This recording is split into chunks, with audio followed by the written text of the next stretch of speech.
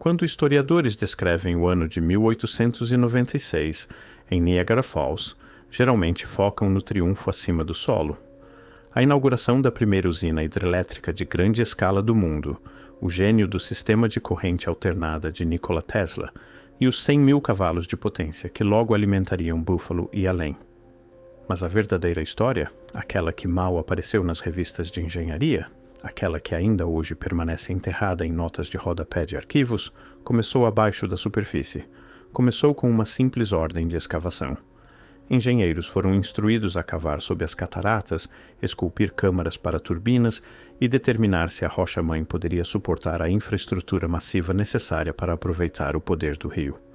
O objetivo era prático: preparar a fundação, instalar os geradores e lançar a era elétrica. Mas no momento em que os trabalhadores começaram a perfurar a rocha antiga, algo inesperado aconteceu. Eles romperam camadas que não haviam sido expostas em séculos. Sob o leito do rio, mais profundo do que os estudos geológicos haviam previsto, as equipes encontraram câmaras e conduítes que não correspondiam a nenhum plano de construção. Seu design era incomum. Seu propósito era obscuro. E a infraestrutura não se assemelhava a nada nos manuais de engenharia da época, nem mesmo se parecia com sistemas de energia europeus comumente conhecidos. Isso não foi mencionado em relatórios públicos sobre a usina, não chegou aos jornais celebrando o futuro elétrico da América.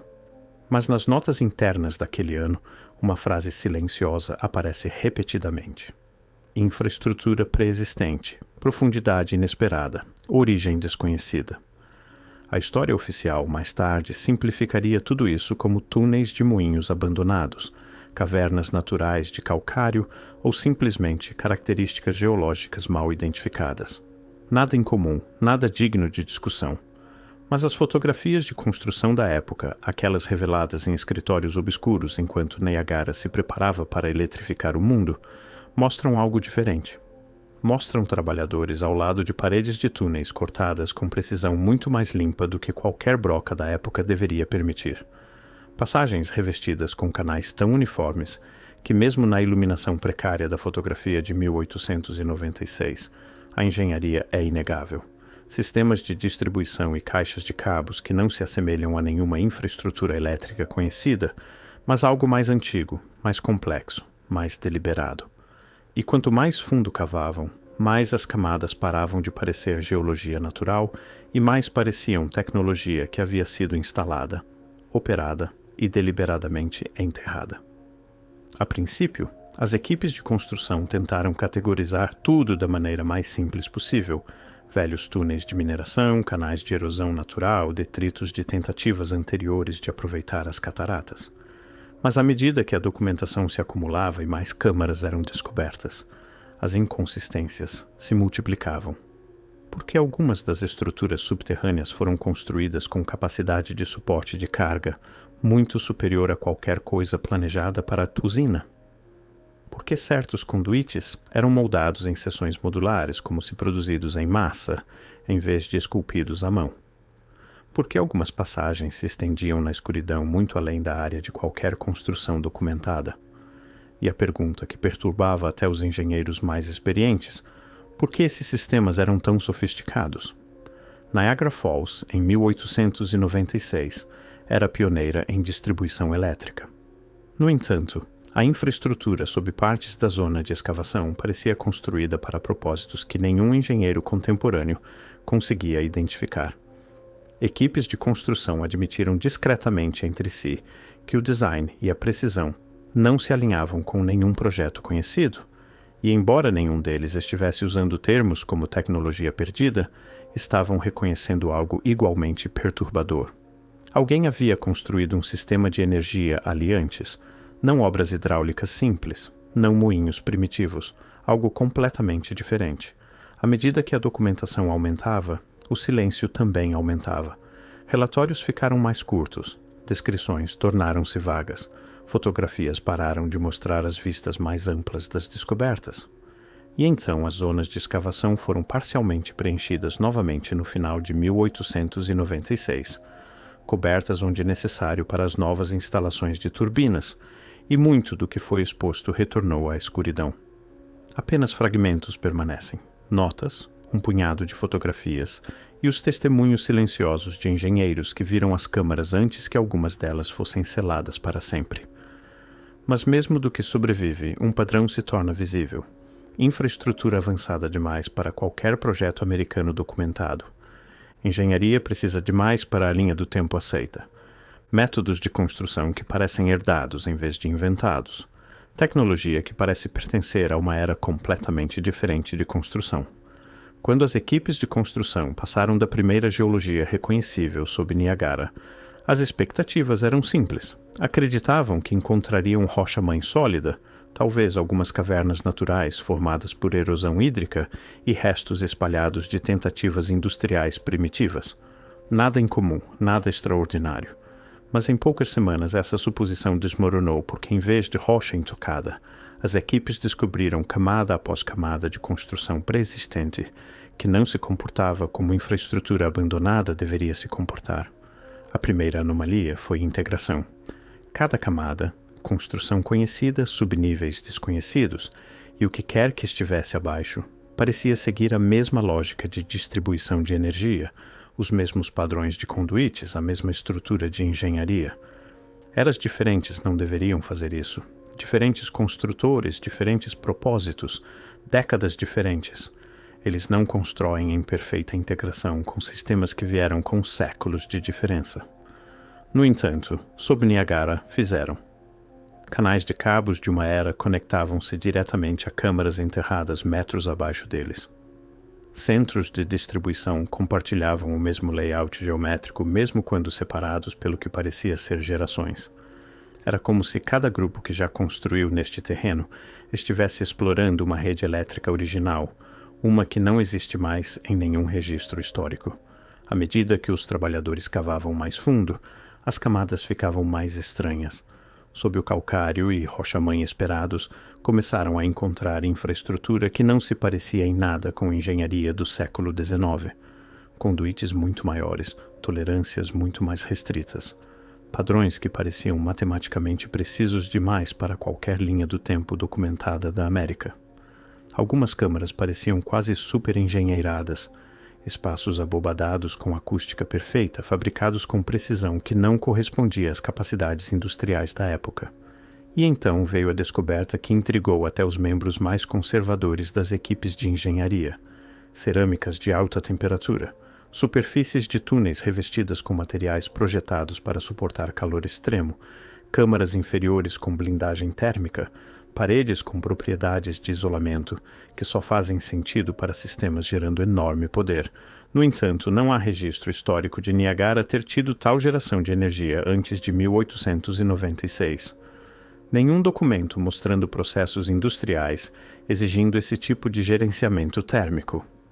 Nada que explique por que grandes seções da infraestrutura mais profunda parecem ter abrigado tecnologia muito além de rodas d'água e moinhos mecânicos. Fotografias de construção tiradas em 1896 mostram isso claramente. Trabalhadores ao lado de conduítes tão massivos que os homens parecem miniaturas em comparação. Componentes usinados com tanta precisão que até hoje engenheiros eletricistas estudam as imagens de arquivo com descrença.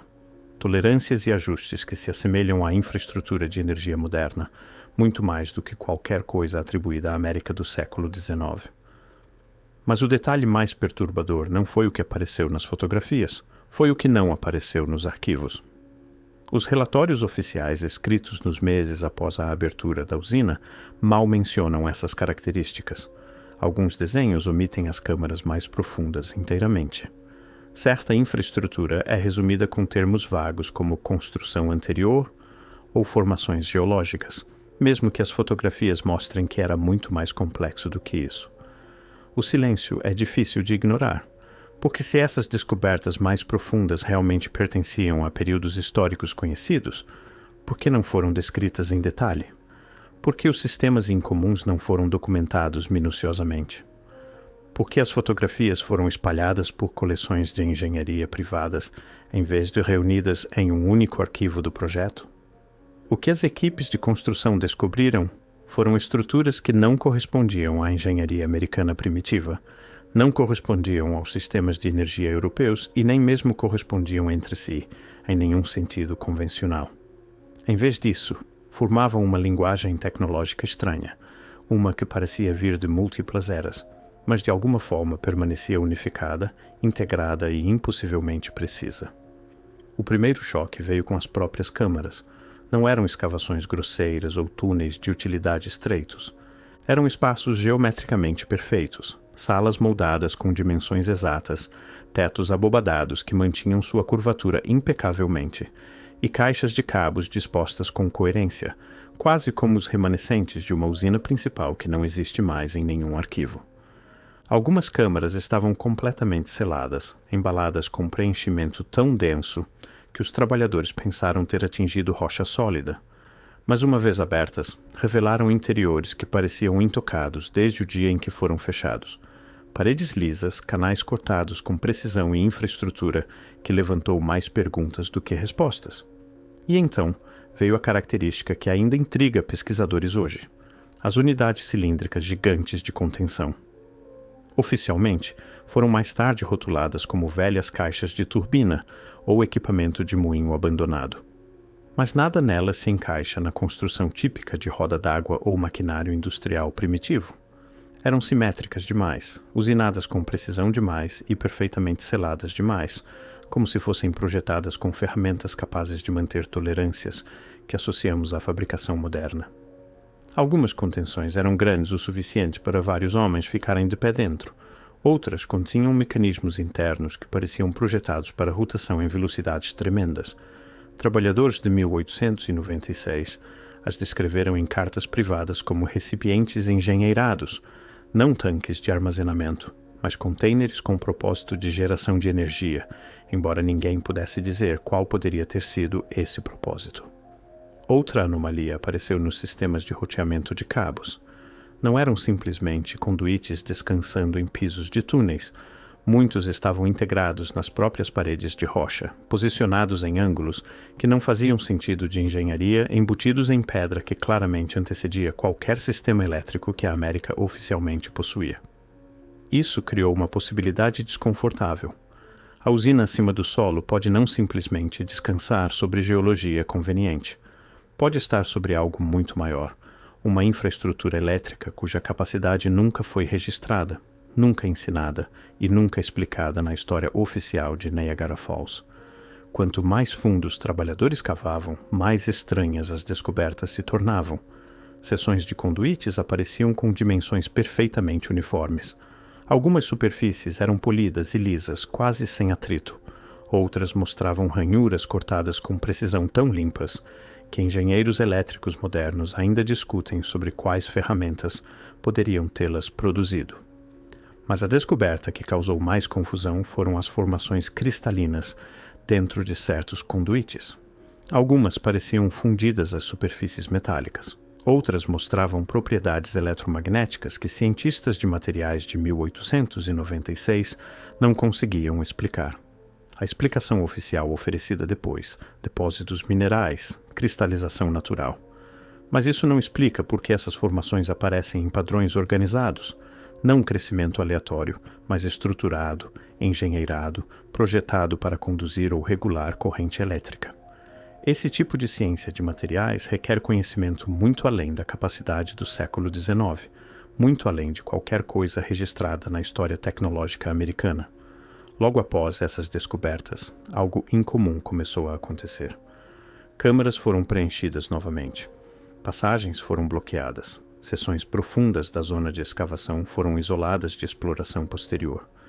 Parte disso foi oficialmente rotulada como preocupações de segurança necessárias para apoiar as instalações de turbinas acima. Mas as decisões sobre quais câmaras selar primeiro e quais áreas enterrar permanentemente levantaram perguntas silenciosas entre observadores, porque os espaços que foram fechados imediatamente sempre eram aqueles que continham a tecnologia mais anômala, as contenções de precisão, as formações cristalinas desconhecidas, os sistemas de cabos integrados, as câmaras engenheiradas que pareciam se estender muito além da zona de construção. Essas passagens foram talvez a descoberta mais misteriosa de todas.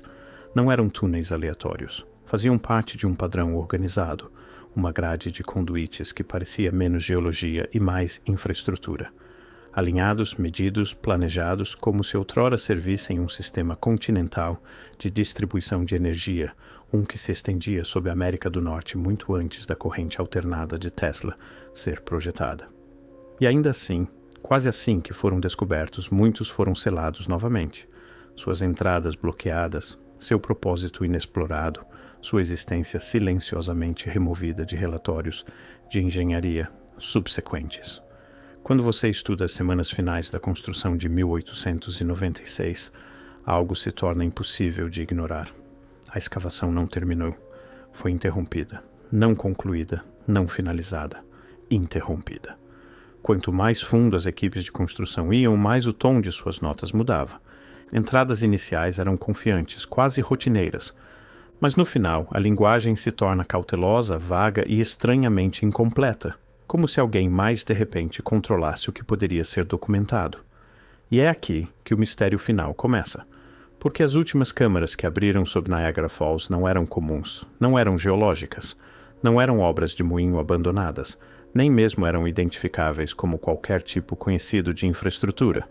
Eram algo completamente diferente. Múltiplos relatórios, os poucos que sobreviveram descreveram tecnologia que de repente mudou do familiar para o inexplicável.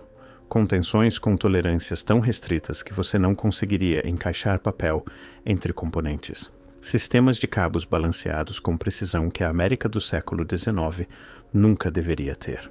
Centros de distribuição construídos para lidar com cargas muito maiores do que qualquer coisa que a nova usina geraria, e túneis que se estendiam além da zona de escavação, desaparecendo na escuridão sob o moderno estado de Nova York.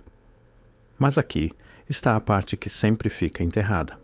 As câmaras mais avançadas foram as que foram seladas mais rapidamente. Trabalhadores descreveram preencher salas inteiras novamente, bloquear entradas, empacotar entulho em espaços que acabavam de ser descobertos. Não foi gradual, foi imediato. A explicação oficial, preocupações estruturais, prazos de construção, requisitos de segurança. Mas se era apenas sobre segurança, por que as câmaras mais sofisticadas, mais precisamente engenheiradas, foram as seladas primeiro? E por que as seções geológicas, obviamente instáveis, foram deixadas expostas para as instalações de turbinas? Não faz sentido, a menos que essas descobertas mais profundas representassem um tipo diferente de ameaça. Não física, histórica. Porque se a infraestrutura sob Niagara Falls realmente mostrava engenharia muito além da capacidade do século XIX, e se parte dessa tecnologia não correspondia a nenhum sistema elétrico conhecido, então toda a história aceita da era elétrica da América começa a desmoronar. Imagine o que significaria se a primeira grande rede elétrica do mundo foi construída em cima de algo muito mais antigo. Algo sofisticado, algo engenheirado, algo que não construímos. Imagine o que significa se as fundações não eram apenas rocha-mãe conveniente, mas tentativas deliberadas de engenheiros posteriores de explorar ou reaproveitar um sistema de energia que não conseguiam explicar. E talvez seja por isso que as descobertas de 1896 foram silenciosamente reenterradas, não para proteger o local, mas para proteger a narrativa. As fotografias sobreviventes contam sua própria história. Trabalhadores ao lado de conduítes que parecem quase modernos. Componentes que se assemelham à fabricação de precisão. Sistemas integrados demais para sua suposta idade. Não são o tipo de descobertas que historiadores gostam de explicar. São o tipo de que preferem não falar. E isso nos traz à pergunta final. Uma pergunta que nenhum arquivo, nenhum livro didático, nenhuma publicação oficial jamais respondeu completamente. Porque a evidência mais profunda, a tecnologia mais sofisticada, a infraestrutura mais anômala foi selada novamente? Porque quando você recua, o padrão se torna claro. Os conduítes de precisão foram enterrados. As formações cristalinas foram enterradas. Os sistemas de energia integrados foram enterrados. Os centros de distribuição engenheirados foram enterrados. E até partes do registro fotográfico desapareceram, quase como se a construção tivesse acidentalmente revelado um capítulo da história que não deveria vir à superfície. Um capítulo mais antigo que a era elétrica, mais antigo que a América industrial, mais antigo que a narrativa que nos deram. E por um breve momento, em 1896, A terra se abriu o suficiente para mostrá-lo. Mas em vez de estudá-lo, fecharam novamente. Selaram, preencheram, esqueceram, ou fingiram esquecer. Porque se a usina de Niagara Falls está em cima de tecnologia construída por uma civilização que não reconhecemos mais, então a verdadeira pergunta não é o que foi descoberto em 1896. É o que mais está sob a infraestrutura do mundo. Que outras usinas, que outras represas, que outros desenvolvimentos convenientes deram aos engenheiros tempo suficiente para enterrar o que encontraram abaixo? Os cofres de energia enterrados de 1896 não eram apenas equipamento abandonado de uma era anterior. Eram um vislumbre, um breve vislumbre acidental de uma versão da história que nunca deveríamos ver. E agora esse vislumbre é sua pista, seu mapa, seu convite para questionar tudo o que pensamos saber sobre como nossa rede elétrica foi realmente construída. Porque se isso é o que sobreviveu sob uma usina, imagine o que ainda vibra na escuridão sob o resto. Algo fora de lugar, algo fora do tempo.